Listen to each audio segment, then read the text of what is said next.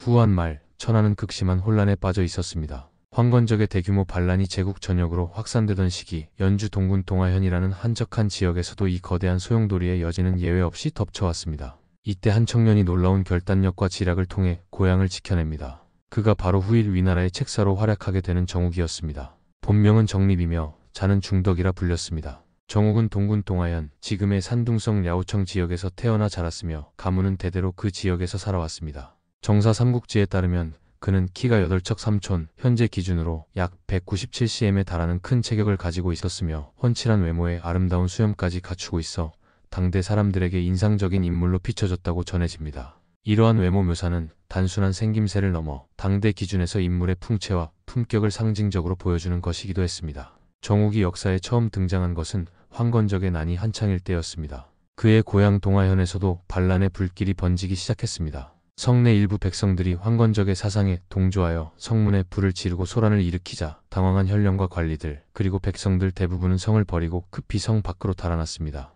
성 내부는 삼시간의 공포와 혼란으로 가득 찼고 상황은 매우 위태로워졌습니다. 하지만 정욱은 달랐습니다. 그는 반란자들의 수가 그리 많지 않다는 점을 정확히 꿰뚫어 보았고 이런 때일수록 성을 굳게 지켜야 한다는 판단을 내렸습니다. 정욱은 현령에게 직접 나아가 성을 사수할 것을 간곡히 권하였으나 두려움에 사로잡힌 현령은 그의 제안을 끝내 받아들이지 않았습니다. 이에 정욱은 스스로 행동에 나섰습니다. 그는 자신의 사병 가운데 기병을 풀어 성 밖으로 몰려든 사람들 인근에 깃발을 세우게 한 다음 적이 당도했다 는 외침을 퍼뜨렸습니다. 이 외침은 마치 적군이 성 밖에 도달한 것처럼 꾸민 연출이었으며 이 말을 들은 백성들은 놀란 나머지 다시 성 안으로 몰려들었습니다. 정욱은 이 군중 심리를 이용하여 순식간에 성 안의 인력을 폭귀시켰고 성 내부 방어 체계를 빠르게 재정비할 수 있게 됩니다. 결국 반란자들은 성을 공격하러 왔으나 예상 외로 강한 저항이 펼쳐지자 이를 뚫지 못하고 퇴각하려 합니다. 이때 정욱은 곧바로 성문을 열고 관리와 백성들을 이끌고 반격에 나섰습니다.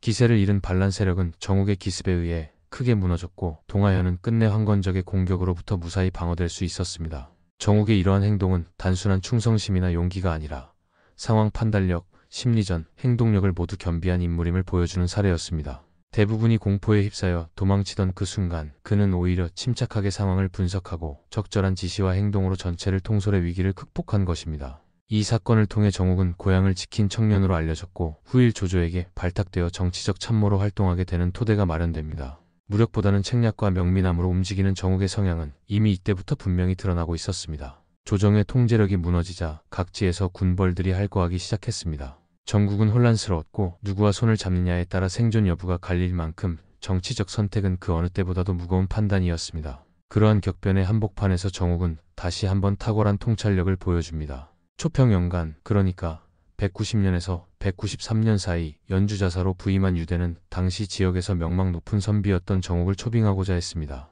정욱은 이미 황건적의 난 때 뛰어난 기지로 고향을 지켜낸 인물로 알려져 있었고 유대는 그와 함께 정세를 도모하고 싶어 했습니다. 그러나 정욱은 이 요청을 받아들이지 않고 조용히 지켜보기만 했습니다. 그 무렵 유대는 원소와 공손찬 두 세력 모두와 가까운 관계를 유지하고 있었습니다. 원소는 자신의 처자식을 유대에게 맡길 만큼 신뢰를 보냈고 공손찬 역시 종사였던 범방에게 기병대를 붙여보내 유대를 도와주고 있었습니다. 표면적으로 보면 유대는 두 세력 모두에게 지지를 받고 있는 안정적인 인물처럼 보였습니다. 하지만 전황은 곧 격화됩니다. 원소와 공손찬의 관계가 급격히 악화되었고 공손찬은 유대에게 압박을 가하기 시작합니다. 공손찬은 유대에게 원소의 가족을 내놓고 그와의 관계를 끊으라고 요구합니다. 만약 이를 거절한다면 유대가 다음 공격 대상이 될 것이라는 노골적인 협박이었습니다. 공손찬의 군세는 당시 매우 강력했으며 위세도 무시할 수 없었습니다. 유대 진영 내부에서는 이에 어떻게 대응해야 할지를 놓고 매일같이 열띤 논의가 벌어졌지만 누구도 명확한 해답을 내놓지 못했습니다. 공손찬과 원소 사이에서 갈등하는 유대는 점점 판단을 내리기 어려운 상황에 놓이게 됩니다. 결국 유대는 정욱을 다시 불러 그의 의견을 묻기로 합니다. 그는 외부의 세력이 아닌 예리한 통찰을 지닌 인물의 시각이 필요하다고 생각했던 것입니다. 정욱은 상황을 듣고 난 후 침착하게 분석을 시작합니다. 그는 다음과 같이 조언했습니다. 공손찬은 비록 당장은 강하게 보일지 몰라도 지리적으로 멀리 떨어져 있습니다. 그에 비해 원소는 가까이 있고 무엇보다 공손찬은 원소의 상대가 되지 못합니다. 결국 이 전쟁의 승자는 원소가 될 가능성이 높습니다. 그러니 원소를 따라야 합니다. 정욱의 말은 간결했지만 핵심을 정확히 찔렀습니다. 유대는 이 조언을 받아들였고 공손찬이 보낸 종사 범방에게 기병대를 이끌고 본국으로 돌아가도록 지시합니다. 놀랍게도 번방이 도착하기도 전에 공손차는 원소와의 전투에서 대패하고 맙니다. 정욱의 판단은 단순한 추측이 아니라 정세 전체를 꿰뚫는 통찰이었던 것입니다. 이를 계기로 유대는 정욱을 더욱 깊이 신뢰하게 됩니다. 그는 다시금 정욱에게 벼슬을 내리고 정식으로 자신의 참모로 삼고자 했습니다. 그러나 정욱은 이번에도 조용히 고개를 저었습니다. 그는 권세를 좇기보다는 상황을 분석하고 그에 따라 조용히 움직이는 인물이었습니다. 정세가 더욱 혼란스러워지는 가운데에서도 정욱은 중앙 정치로 바로 뛰어들기보다는 자신이 필요할 때 말하고 필요하지 않다고 느끼면 물러서는 자세를 견지하고 있었습니다. 정욱의 본격적인 관직 생활은 생각보다 늦게 시작되었습니다. 그는 젊은 시절부터 지략과 식견으로 명망이 높았고 여러 번 초빙 제안을 받았음에도 불구하고 거의 평생을 벼슬 없이 살아왔습니다. 그러나 시대는 끊임없이 사람을 불러들이는 법. 그에게도 마침내 자신의 재능을 펼쳐 보일 무대가 주어지게 됩니다. 초평연간의 유대를 찾아와 조언을 구하던 장면에서 알 수 있듯 정욱은 당시에도 뛰어난 전략적 판단력을 가진 인물로 평가받고 있었습니다. 그러나 그는 유대의 간곡한 초빙에도 기꺼이 따르지 않았습니다. 정세를 보는 눈은 날카로웠지만 권력에 연연하지 않았고 자신이 신뢰하지 못하는 이들 곁에 서는 것을 경계했습니다. 그러던 중 유대는 황건적의 공격을 받아 끝내 목숨을 잃고 맙니다. 유대의 사후, 연주 지역을 장악하게 된 인물이 바로 조조였습니다. 조조는 정욱의 명성을 익히 들어 알고 있었고 연주에 입성하자마자 그를 초빙합니다. 놀랍게도 정욱은 이번에는 그 초빙을 기꺼이 받아들입니다. 이 사실이 전해지자 고향 사람들 사이에서는 여러 말이 오갔습니다. 유대가 부를 땐 거절하더니 어찌 조조에게는 응하였는가? 전후의 말과 행동이 어찌 이리 다르단 말인가? 사람들은 그 변화된 태도에 의문을 제기했지만 정욱은 그저 조용히 웃을 뿐 아무런 답도 하지 않았습니다. 그의 침묵은 어쩌면 말이 필요 없는 판단의 결과였는지도 모릅니다. 그는 시대를 읽는 법을 알고 있었고 누구를 따르는 것이 옳은지를 누구보다 냉정하게 따져보고 있었던 것입니다. 정욱이 조조의 부름에 응한 것은 단순한 기회주의가 아니었습니다. 그는 유대와 조조를 비교했을 때 누가 더 넓은 안목과 조직력 그리고 전국을 주도할 기계를 갖고 있는지를 분명히 보고 있었습니다. 결국 조조는 그 기대에 부응하듯 빠르게 세력을 넓혀 나가며 후일 위나라의 실질적인 창건자가 됩니다. 조조는 정욱을 직접 만나보고는 크게 기뻐하였습니다. 그의 통찰력과 담담한 태도 그리고 전황을 분석하는 능력은 단순한 학식 이상의 가치를 지니고 있었습니다. 조조는 정욱에게 수장현의 현령 자리를 맡기며 그를 정식 관료로 임명합니다. 이때 정욱의 나이는 이미 50대 중반이었습니다. 보통의 인물이라면 관직에 오른 지 한참 되었을 시기였고 어떤 이는 이미 관직 생활을 마무리할 시점이기도 했습니다. 하지만 정욱은 그 나이에 관직 생활을 시작하였고 그 첫걸음부터 중요한 역할을 맡으며 존재감을 드러내기 시작합니다. 이처럼 정욱은 젊은 시절부터 능력을 갖추고 있었지만 자신이 옳다고 판단하는 시기와 인물을 기다려 오랜 시간 동안 조용히 그 때를 준비했던 인물이었습니다.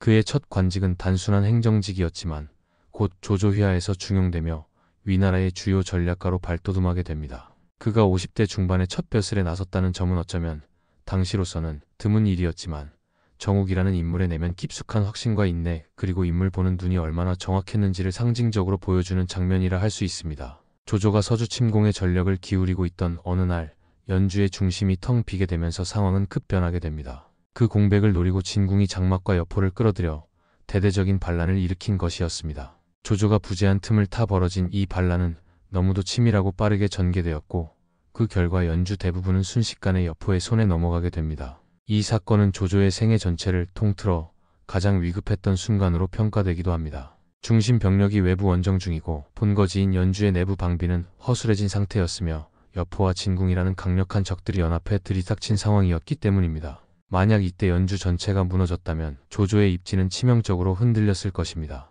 그러나 이런 절체절명의 상황에서도 단 세 곳 견성, 범현, 동화현만은 끝까지 항복하지 않고 저항을 이어갔습니다. 이 지역들을 지키고 있던 인물이 바로 순욱과 정욱이었습니다. 두 사람은 조조가 자리를 비운 동안 후방 방어를 책임지고 있었고 그들이 없었다면 연주는 완전히 적의 손에 넘어갔을 가능성이 컸습니다. 그 무렵 여포에게 항복한 자들 중 일부는 진궁이 병력을 직접 이끌고 동화현을 공격할 것이라는 정보를 흘립니다.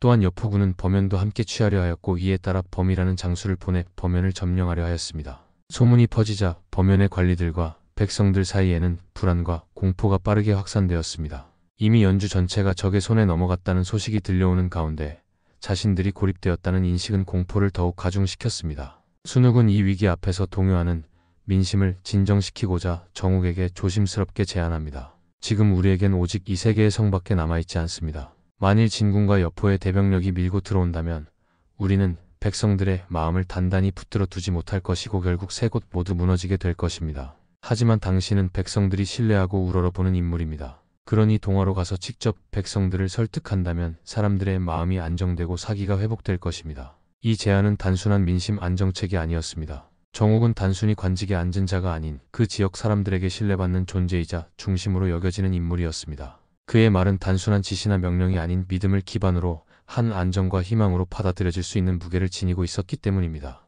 순흑은 누구보다도 정옥의 그러한 인간적 신망과 조용한 설득력을 알고 있었고 전투보다도 더 중요한 민심을 살리기 위해 정옥을 가장 적합한 인물로 판단한 것입니다. 세성이 끝까지 항복하지 않은 상황에서 그는 그중 가장 불안정한 지역이라 판단되는 범연으로 향하였습니다. 이곳은 이미 여포군의 움직임이 포착되었고 군심도 흔들리고 있었습니다. 정옥이 범연에 도착했을 때 그곳의 현령은 근윤이라는 인물이었습니다. 근윤은 이미 여포 측에서 파견한 범위가 도착해 있었고 상황은 일촉즉발이었습니다. 그러나 정옥은 그 자리에서 감정적으로 반응하거나 강요하지 않았습니다. 그는 근윤에게 조용히 상황을 짚으며 설득을 시작합니다. 정옥은 지금 이 상황은 누가 강한가를 따질 것이 아니라 누가 끝까지 살아남을 수 있는가, 그리고 누구에게 충의를 지킬 수 있는가가 관건입니다. 라고 말했습니다. 이 말은 단순한 논리가 아니라 근윤의 양심과 명예를 자극한 말이었습니다. 근윤은 그 말을 듣고 눈물을 흘리며 말했습니다. 제가 어찌 감히 두 마음을 품겠습니까?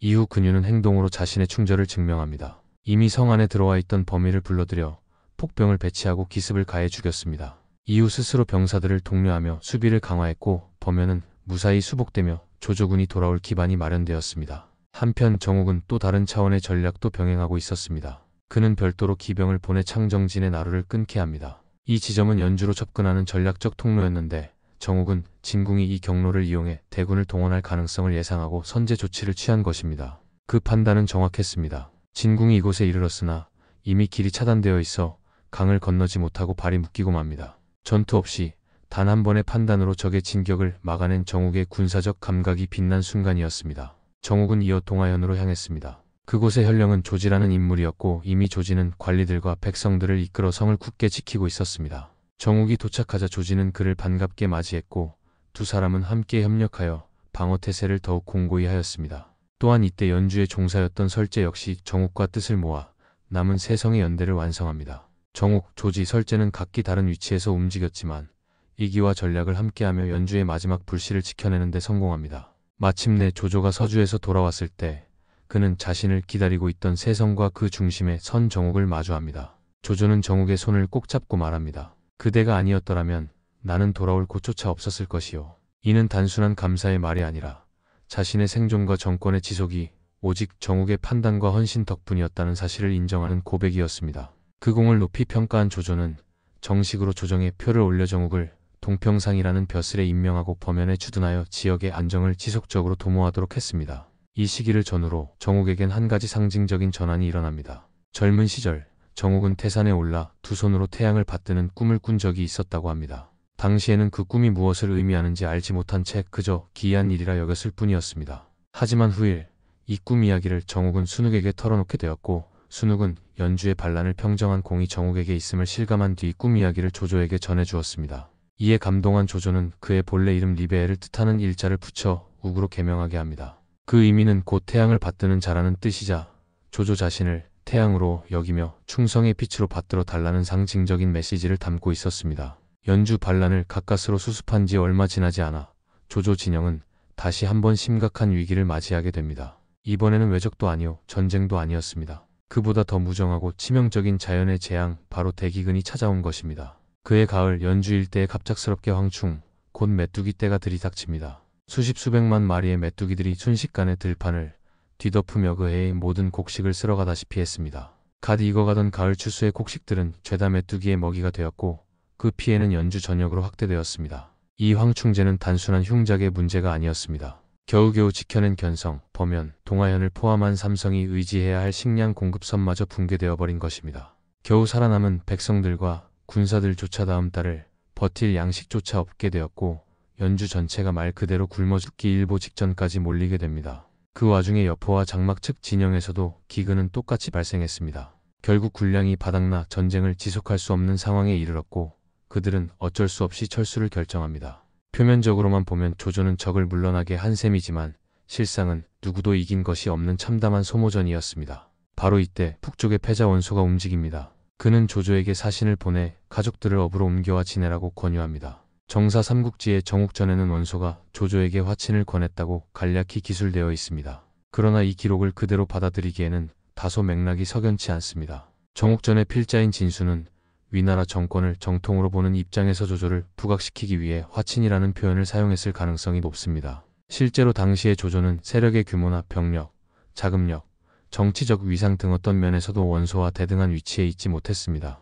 화친이라는 단어를 쓸 만한 권한조차 없었다고 볼 수 있는 것입니다. 실제로는 조조가 독립적인 세력으로 자립하려는 움직임을 보이자 원소가 그 태도를 견제하고자 압박을 가한 것에 더 가까웠습니다. 굶어 죽든지 아니면 다시 내 아래에 무릎 꿇고 복속하라는 이지 선달을 강요하는 메시지였다고 해석하는 편이 더 현실적입니다. 조조 진영 내부에서도 이 제안은 매우 민감한 사안이었습니다. 굶주림에 시달리는 백성들과 군사들의 상태를 생각하면 업으로 일시적으로 피신하는 것도 하나의 선택지가 될 수 있었습니다. 그리하면 목숨은 부지할 수 있었기 때문입니다. 하지만 이 상황에서 정욱은 조용하지만 단호하게 반대를 표합니다. 그는 누구보다 현실을 잘 알고 있었지만 바로 그렇기 때문에 이 제안을 받아들여서는 안 된다고 판단했습니다. 지금 이 제안을 받아들이는 순간 우리는 다시 원소의 종이 될 수밖에 없습니다. 그리 되면 우리가 지금까지 지켜낸 명분과 기반은 모두 사라지게 될 것입니다. 정욱의 판단은 단순한 감정적 충성이 아니라 전략적 자립의 원칙에 기반한 것이었습니다. 조조가 비록 당장은 기근으로 고통받고 있었지만 이 시기를 넘기면 기회는 다시 찾아올 것이라 내다본 것입니다. 그는 현실의 고통보다 미래의 가능성을 선택한 것이었습니다. 결국 조조는 정욱의 조언을 받아들입니다. 원소의 제안을 거절하고 끝까지 연주에서 자립 기반을 유지하기로 한 것입니다. 이는 조조가 진정한 독립 세력으로 도약하는 데 있어 결정적인 전환점이 되었으며 훗날 위나라 건국의 뿌리로 작용하게 됩니다. 연주의 가을은 끝이 없을 것 같은 기근으로 얼룩져 있었습니다. 들판을 뒤덮은 메뚜기 떼는 곡식을 삼켜버렸고 살아남은 백성들과 병사들은 곧 먹을 것이 끊길 현실에 떨고 있었습니다. 조조의 진영은 겨우겨우 삼성을 지켰지만 앞날은 암울했고 사방에서는 굶주림으로 인한 불안과 동요가 계속 퍼지고 있었습니다. 그런 절망적인 상황에서 원소가 다시 움직입니다. 그는 조조에게 사람을 보내 자신의 근거지인 업으로 가족들을 옮겨오도록 권합니다. 겉으로는 우호적인 제안이었지만 그 속내는 누구보다도 냉혹했습니다. 이는 굶주림에 허덕이는 조조에게 굴복을 유도하며 자립 대신 폭속을 강요하는 정치적 압박이었습니다. 이 제안에 대해 조조는 흔들립니다. 실제로 그는 매우 곤궁한 상황에 처해 있었고 기반을 유지할 수 있을지조차 확신하지 못한 최원소의 제안을 받아들이려 했습니다. 이 선택은 단지 현실 회피가 아니라 가족과 부하들의 생명을 지키려는 고뇌 어린 결정이기도 했습니다. 그러나 마침 그 시점에 외지에 사신으로 다녀온 정욱이 돌아옵니다. 그는 조조가 원소의 제안을 받아들이려 했다는 말을 듣자마자 즉시 조조를 찾아갑니다. 그리고는 망설임 없이 그의 판단을 비판합니다. 정욱은 격앙된 어조로 말합니다. 장군께서 일이 닥치자 두려워하신 겁니까? 아니면 단지 깊이 생각하지 않으신 것입니까? 원소는 연조 지방을 기반으로 삼아 천하를 병탄하려는 야망을 품고 있지만 그 지혜로는 그 일을 이루지 못할 것입니다. 장군께서는 그보다 못하다고 여기십니까? 그는 이어서 조조의 능력을 평가하며 말합니다. 장군의 위엄은 용과 범에 비할 만하고 그 용병술은 한신이나 팽월에도 뒤지지 않습니다. 지금 연주는 기근으로 허약해졌지만 삼성은 여전히 건재하고 전투에 능한 장정들이 남아 있습니다. 그대들의 협력 아래 10,000명이 넘는 병사를 통솔하고 천하의 인재들을 기용한다면 패왕의 대업도 불가능한 일이 아닙니다. 이 말은 단순한 위로가 아니었습니다. 정욱은 조조가 현실 앞에 무릎 꿇으려는 그 순간 그의 원래 모습, 스스로의 힘과 재능을 잊지 않도록 일깨운 것입니다. 정욱이 조조에게 원소의 제안을 거절하게 한 장면은 정사 삼국지에도 실려 있지만 당대의 다른 사서인 위락에는 그 설득 과정이 더욱 구체적으로 기록되어 있습니다. 그 기록을 보면 정욱은 단순한 충성과 신의가 아닌 역사적 사례와 논리를 통해 조조의 자존심을 깨우며 전략적 결정을 이끌어냈습니다. 정욱은 조조가 흔들리고 있다는 사실을 알아차리자마자 그를 찾아가 차분하지만 단호한 어조로 설득을 시작했습니다. 그는 이렇게 말합니다. 옛날 전행이라는 인물이 있었습니다. 제나라의 명문 세족으로 형제 셋이 번갈아 왕위를 이었으며 천리에 걸친 제나라 땅을 다스리고 100만 병사를 거느려 제후들과 어깨를 나란히 했습니다. 스스로를 고라칭하며 왕의 지위에 있었지요. 그러나 한고조가 천하를 통일하자 전행은 결국 항복하여 포로가 되고 말았습니다. 그와 같은 일을 겪었을 때 그가 어떻게 마음을 다스릴 수 있었겠습니까? 정욱은 이 사례를 꺼내며 지금의 조조가 전행과 같아져서는 안 된다는 메시지를 던졌습니다. 전행은 한때 제후들 중에서도 으뜸에 가까운 자였지만 결국 타이밍을 잘못 재고 대세를 꿰뚫지 못한 채굴욕적인 항복을 당했던 인물이었습니다. 정욱은 조조가 지금 원소에게 기대려 하는 선택이 곧 전행이 고조에게 굴복하던 장면과 같은 수모로 이어질 수 있다고 본 것입니다. 조조는 정욱의 말을 듣고 깊이 충격을 받습니다. 그는 침묵 끝에 말합니다. 이것은 진실로 대장부에게 있어 가장 극심한 수치요 치욕이로다. 정욱은 조조의 반응을 보고 주저하지 않고 말을 이어갑니다. 제 어리석은 소견으로는 공이 크신 뜻은 다 헤아리지 못하겠습니다. 하지만 지금 장군의 선택이 전행만도 못하다고 여겨집니다. 전행은 제 나라의 일개 장수였을 뿐인데 결국 한 고조의 신하가 되는 수모를 겪었습니다. 지금 장군께서 가족을 업성으로 보낸다면 장차 북면하고 원소를 섬기게 되는 꼴이 되고 말 것입니다. 여기서 북면이란 말은 상징적인 표현으로 신하가 임금을 향해 절하며 머리를 조아린다는 의미입니다. 즉 조조가 원소에게 가족을 맡기면 정치적으로 폭속의 메시지를 내비치게 되며 더 이상 독립적인 군벌이 아니라 원소의 종속 세력으로 전락할 수밖에 없다는 뜻입니다. 정욱은 덧붙여 말합니다. 장군께서는 총명함과 신이한 무력을 지니신 분입니다. 어찌 전행처럼 수모를 당할 이유가 있겠습니까? 도리어 원소를 장군의 아래에 두실 수 있는 분이십니다. 이 제안을 수락하는 것이야말로 장군께서 부끄러워하셔야 할 일입니다. 그는 명백하게 조조의 자존심과 장군으로서의 위상을 자극했고 또한 역사적 사례를 들이대며 선택의 무게를 분명히 각인시켰습니다. 이와 같은 정욱의 설득은 단순한 감정적 충원이 아니었습니다. 그는 전략가로서 그리고 사상가로서 굴복할 것인가 아니면 스스로의 길을 갈 것인가 하는 절체절명의 선택 앞에서 조조에게 진정한 리더십을 요구한 것이었습니다. 결과적으로 조조는 정욱의 말을 깊이 새깁니다. 기근에 시달리던 연주에서 벗어나려는 생각을 철회하고 끝까지 자립을 선택합니다. 그 판단은 곧 조조라는 인물이 패자로 성장하는데 결정적인 전환점이 되었고 그 선택을 이끈 정욱은 명실상부한 조조 정권의 정신적 축이 되어갑니다. 조조가 헌재를 옹립하고 허도의 도읍을 정한 뒤 연주는 아직 안정되지 않은 상태였습니다. 그래서 조조는 정욱을 상서로 삼고 동시에 동중랑장과 제음태수의 직책을 겸임하게 하며 연주 전체의 군정과 민정, 대소사를 모두 위임합니다. 이는 조조가 정욱을 단순한 책사가 아닌 전 지역을 책임질 수 있는 실무 정치가이자 총감독자로 신임했다는 의미였습니다. 바로 이 시점 조조에게 유비가 귀순해 옵니다. 천하가 어지러워질수록 영웅들이 한 곳에 모여들고 그들을 품는 자가 최후의 승자가 될 수 있다는 계산하에 조조는 유비의 투항을 받아들입니다. 겉보기에는 새로운 우군을 얻는 좋은 기회였지만 정욱은 이 상황을 전혀 다르게 보았습니다. 그는 조조를 찾아가 진지하게 조언합니다. 유비는 보통 인물이 아닙니다. 그의 관상을 보니 분명히 큰 그릇이며 사람들의 마음을 얻는 능력이 탁월합니다. 그는 결코 남의 밑에 영원히 있을 사람이 아닙니다. 지금 당장 그를 도모하셔야 합니다. 정욱은 유비의 본성을 단박에 간파했습니다. 유비는 천한 집안 출신임에도 불구하고 늘 민심을 얻었고 전장을 전전하면서도 늘 누군가의 인정을 받았습니다. 그런 인물은 결국 스스로의 깃발을 세우려는 날이 오게 마련입니다. 정욱은 그날이 오기 전에 미리 제거하는 것이 마땅하다고 본 것입니다. 하지만 조조는 그 조언을 받아들이지 않습니다. 오히려 곽가의 의견에 따라 다른 선택을 하게 됩니다.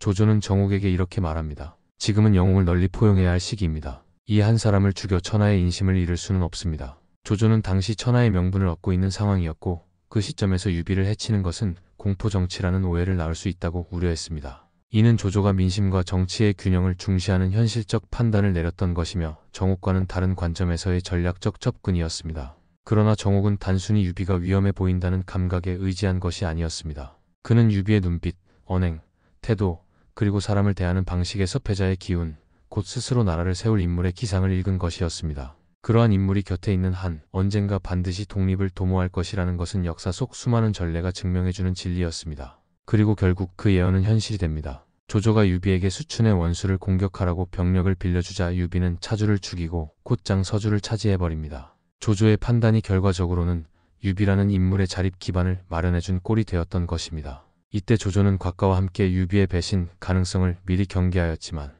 정욱은 이미 그보다 훨씬 이전 유비가 처음 투항하던 시점에서부터 이를 간파하고 선제적으로 제거할 것을 진언하였던 것이었습니다. 이 일화는 정욱이 단순한 행정가나 군사 전략가가 아니라 인물의 기질과 운명까지 통찰할 수 있었던 고도의 인간 감시관을 가졌다는 점을 보여줍니다. 그는 단지 전쟁을 이기기 위한 전략이 아니라 천하의 주도권을 누가 가질 수 있는가를 사람의 본성과 기세에서 미리 꿰뚫어 보았습니다. 조조가 이 판단을 받아들이지 않은 것에 대한 비판은 이후에도 종종 거론됩니다. 하지만 정욱의 예측이 맞아떨어졌다는 사실은 그의 안목이 얼마나 날카롭고 선견지명이 있었는지를 입증해주는 결정적인 사례가 되었습니다. 200년 조조와 원소의 운명을 건 일대 격전, 관도대전이 발발합니다. 천하통일을 노리던 원소는 수십만 대군을 이끌고 남하하고 조조는 상대적으로 열세의 병력으로 이를 저지해야 했습니다. 이 거대한 충돌의 전야, 연주의 중심인 견성을 지키고 있던 인물이 바로 정욱이었습니다. 당시 정욱에게 주어진 병력은 많지 않았습니다. 수천 명에 불과한 소규모 병력으로 연주의 핵심 거점을 지켜야 했던 그는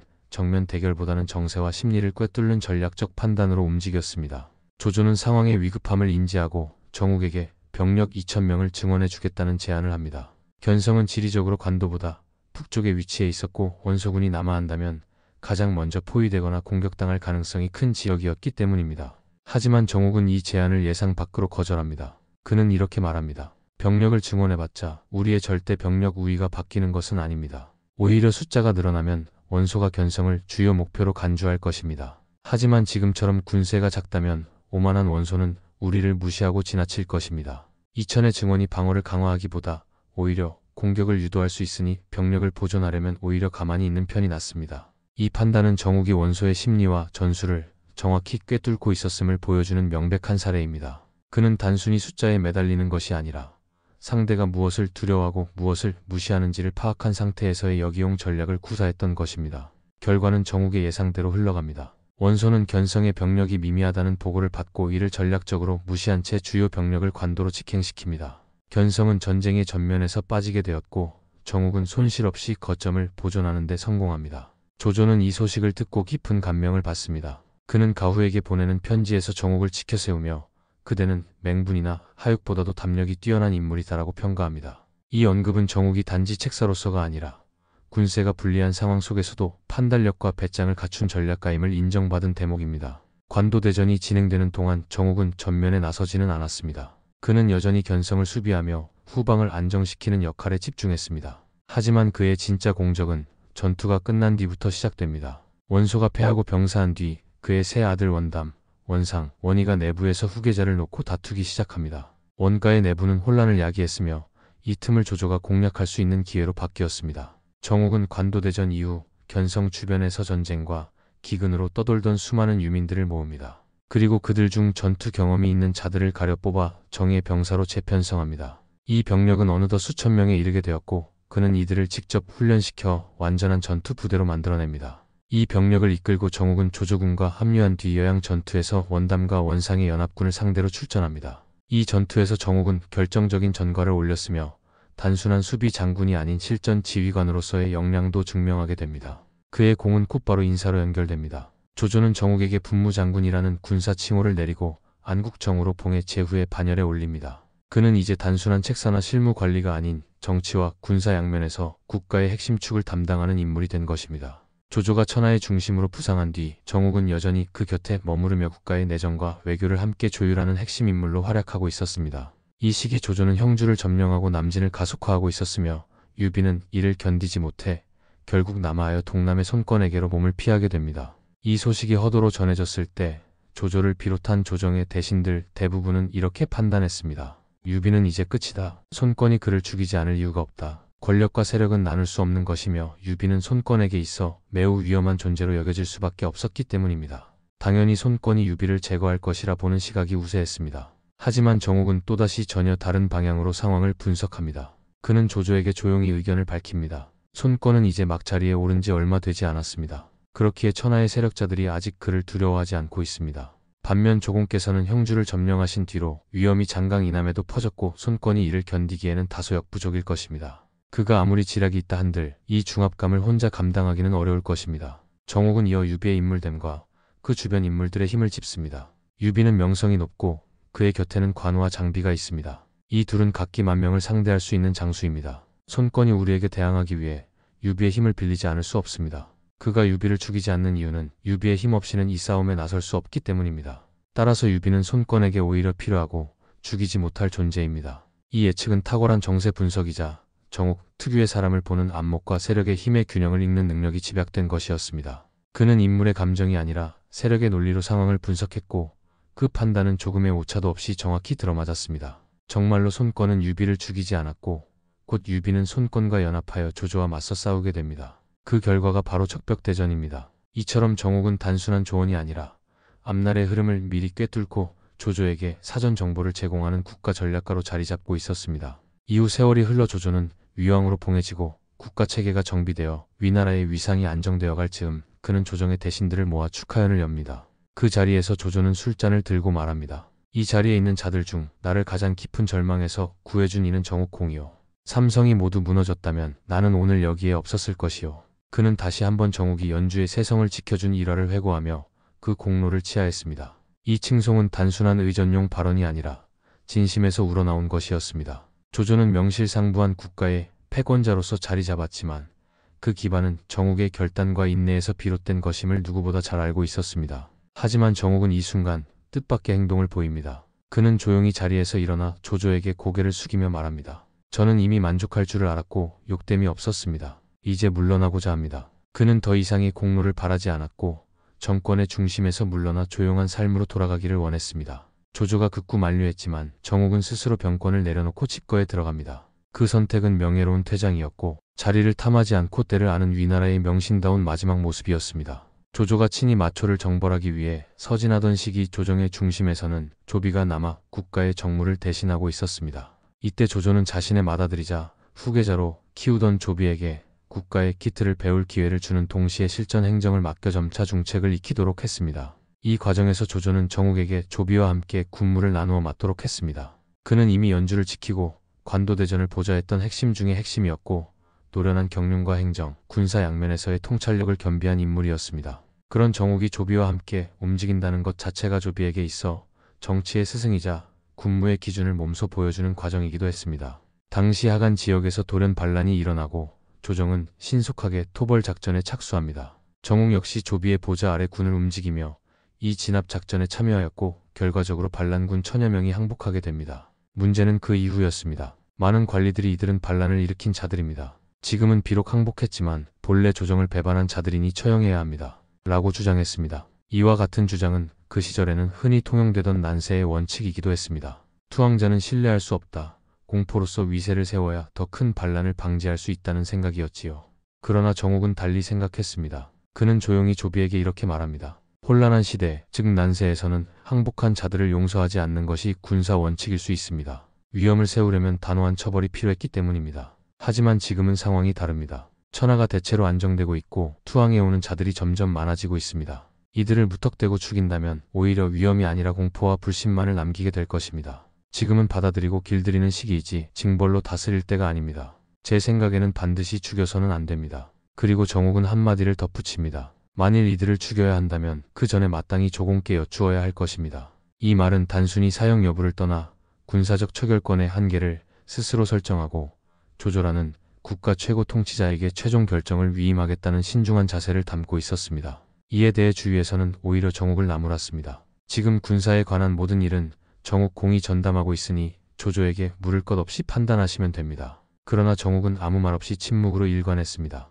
그는 직무상 모든 권한을 위임받았더라도 정치적, 도덕적 무게를 지닌 문제에서는 스스로 판단을 자제했던 것입니다. 조비는 이에 대해 의문을 품고 다시 정욱을 불러 묻습니다. 어째서 아까 자리에서 그토록 분명히 말씀하셨으면서 정작 회의석상에서는 강하게 주장하지 않으셨습니까? 정욱은 차분하게 대답합니다. 명령을 받아 급박한 상황에서 전권을 행사할 때는 즉각적인 결단이 필요합니다. 그러나 지금 이 상황은 포로들이 이미 수중에 있고 변고가 생길 가능성도 없습니다. 그렇다면 이것은 본디 제가 단독으로 처리할 사안이 아니라 장군께서 스스로 숙고하셔야 할 문제이기에 일개 장군으로서 지나치게 나서고 싶지 않았던 것입니다. 이 대답은 조비에게 깊은 감명을 줍니다. 그는 정욱의 절제된 권한 인식과 태도의 무게, 그리고 무엇보다 군주와 장수의 관계에 대한 깊은 철학에 감탄하며 이 사실을 조조에게 보고합니다. 마침 마초와의 전쟁에서 돌아온 조조 역시 이 일의 전말을 들은 뒤 이렇게 말합니다. 정욱은 군기에서 뛰어난 지략을 보였을 뿐 아니라 두 부자 간의 역할과 처신에 있어 누구보다 분명하게 선을 그었도다. 정욱은 이 일로 인해 권한을 가진 자가 스스로 권력을 절제할 줄 아는 자, 그리고 군주가 자리를 비운 상황에서도 충성심과 분별력을 잃지 않는 명신으로서 또 한 번 인정을 받습니다. 정욱은 오랜 세월 조조 곁에서 충성을 다하며 위나라의 기틀을 닦는 데 핵심적인 역할을 해왔습니다. 그는 뛰어난 판단력과 담력을 바탕으로 수많은 위기를 헤쳐나갔고 조조 또한 정욱을 깊이 신임하며 그에게 중임을 맡기는 데 주저함이 없었습니다. 하지만 정욱은 단순히 조용히 충직한 인물은 아니었습니다. 그의 성정은 강직하고 다소 강한 편이었으며 자신이 옳다고 판단한 일에는 물러서지 않는 면이 있었습니다. 이로 인해 조정 내에서 적을 만든 경우도 적지 않았습니다. 어떤 이들은 그의 성격을 두고 거칠고 드세다고 평하기도 했고, 심지어는 그가 반란을 꾀할지도 모른다며 첨언을 올리는 자들도 있었습니다. 이처럼 정옥을 시기하거나 두려워하는 자들의 목소리가 잇따랐음에도 불구하고 조조는 그를 결코 의심하지 않았습니다. 오히려 더 후하게 대우하며 그의 충정과 능력을 인정했습니다. 조조는 사람을 쓰는 데 있어 단순히 겉모습이나 말에 휘둘리지 않았고 정옥의 속마음과 일관된 자세를 정확히 이해하고 있었던 것입니다. 213년 조조는 정옥을 위의로 임명합니다. 위의는 수도의 궁궐 경비를 총괄하는 고위직으로 왕실과 황실의 안위를 책임지는 신임의 자리였습니다. 그러나 같은 해 중위 형정과의 논쟁이 벌어지면서 정옥은 이 자리에서 물러나게 됩니다. 형정과의 갈등은 다름 아닌 예법과 몸가짐을 둘러싼 문제에서 비롯되었습니다. 정옥은 실무형 관료로서 실질과 현실을 중시하는 스타일이었고, 형정은 유가적 예법과 격식을 강조하는 인물이었습니다. 이 둘의 견해 충돌은 결국 조정 안팎에 알려졌고 정옥은 스스로 물러나는 선택을 하게 됩니다. 그의 일시적인 면직은 명확히 정치적인 해임이라기보다는 정중한 절차를 통해 조용히 균형을 맞추려는 방식이었습니다. 그로부터 몇 해가 흐른 뒤인 220년, 조조가 세상을 떠나 고조비가 제위에 오릅니다. 조비는 왕위에 오른 후 가장 먼저 그간 조정에서 소외되어 있던 중신들을 재평가하고 정치적 기반을 재정비하기 시작했습니다. 그 과정에서 정옥도 다시 불려나옵니다. 조비는 정옥을 다시 위의로 임명하며 복직시킵니다.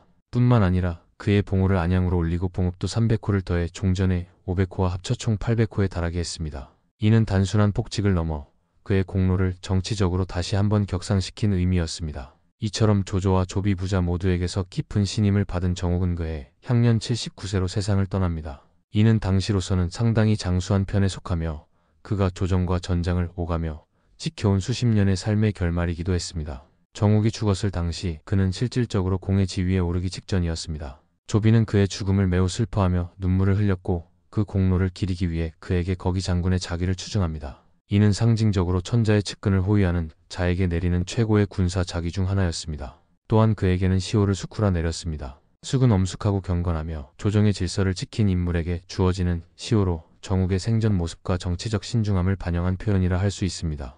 그의 가문도대를 이어 충성을 바칩니다. 아들 정무는 그 뒤를 이었고 손자 정효는 위나라에서 황문실랑에 올라 황실의 문서와 비서 업무를 담당하며 조정에서 활약했습니다. 정옥은 평생 동안 조조 곁에서 중대한 전쟁과 전국을 함께하며 위나라의 기틀을 세운 핵심 인물 중 한 명이었습니다. 그럼에도 불구하고 그는 삼공, 즉 최고위 관직 중 하나에 오르지 못하고 죽기 직전까지도 공의 자귀에는 이르지 못한 최차상위의 직책과 자기만을 지닌 상태로 세상을 떠납니다. 이에 대해 정사 삼국지 자체에서는 그의 강한 성격과 조정 내 적대 인물들과의 갈등을 간접적인 이유로 암시할 뿐 명확한 설명은 없습니다. 그러나 이와 관련된 비화를 전하는 기록이 정사 삼국지 주석에 인용된 왕침의 위서와 남조 송나라 시대에 편찬된 세설신화에 등장합니다. 두 기록에 따르면 조조군이 극심한 식량난에 시달리던 시기에 정옥이 자신의 고향에서 약탈을 통해 3일분의 식량을 조달했는데 그 식량에 사람의 고기를 말려 섞은 인육이 포함되어 있었다고 합니다. 이 사건이 조정에 알려지며 정옥은 주변의 신뢰를 잃게 되었고 결과적으로 삼공에 오르지 못하는 결정적 원인이 되었다는 것입니다. 이 주장은 매우 충격적인 내용이지만 당대 정황을 감안할 때 섣불리 단정할 수 없는 복잡한 문제를 내포하고 있습니다. 우선 이 일화가 사실이라면 정옥은 자신의 고향, 즉 동아현을 약탈한 셈이 됩니다. 그는 연주에서 가장 민심을 지킨 인물로 평가받고 있었으며 관도대전 당시에도 견성을 지키면서 유민을 구제하고 병사를 조직했던 인물이었습니다. 이런 인물이 고향 백성들에게 칼을 겨누었다는 것은 정옥의 인물됨과 정반대의 행위기에 사려 간 충돌이 생기게 됩니다. 또한 여포와 싸우던 시기 동아현은 유일하게 배반하지 않고 조조 진영에 남아있던 세 현 중 하나였습니다. 정옥이 이런 상황에서 고향을 공격한다는 것은 군사적으로도 정치적으로도 말이 되지 않는 선택입니다. 원소와 싸우던 시기로 시점을 돌려보더라도 정옥은 700명 정도의 병력만으로 견성을 방어하고 있던 상황이었기에 수천 명이 지키고 있던 동아현까지 나아가 약탈을 감행하기는 군사 현실상 매우 어려운 일입니다. 게다가 조조 정권의 위계 체계를 고려하면 고위 장수가 독단적으로 자국 백성을 약탈하고 그것도 인육까지 섞인 식량을 조달했다면 이는 단순한 신뢰 상실이나 삼공 진입 실패로 끝날 문제가 아니라 군율 위반과 반역 혐의로 극형을 받아야 할 일입니다. 그럼에도 불구하고 정옥은 이후에도 위에 임명되고 조비에게 재등용되며 안양으로 봉착되기까지 합니다. 이러한 점들을 종합하면 이 일화는 실제 사건이라기보다는 정옥과 정적들 사이의 정치적 갈등에서 비롯된 험담이거나 후세인의 윤리적 기준에 따라 왜곡된 전원일 가능성이 큽니다. 새설신원은 본래 사대부들의 풍류와 뒷이야기를 모은 필기류 문헌으로 사료로서의 가치보다 당시 사람들의 인식이나 소문을 반영하는 측면이 큽니다. 이야기의 생동감은 있으나 역사적 사실성에는 항상 주의가 필요합니다. 그러나 위선은 사료로서의 성격을 띤 문헌이기에 전혀 근거 없는 창작이라 보기에는 어려운 점도 있습니다. 왕침의 위선은 역사 왜곡이 많다는 평을 받지만 그 방향은 주로 조씨나 사마씨를 미화하는 데 집중되어 있기에 정욱처럼 위나라의 핵심 인물을 폄하할 필요는 없습니다. 그렇기에 이 일화가 완전히 날조된 것이라기보다는 어떤 작은 사건이 와전되거나 지명 혼동 혹은 정치적 갈등으로 증폭되었을 가능성도 있습니다.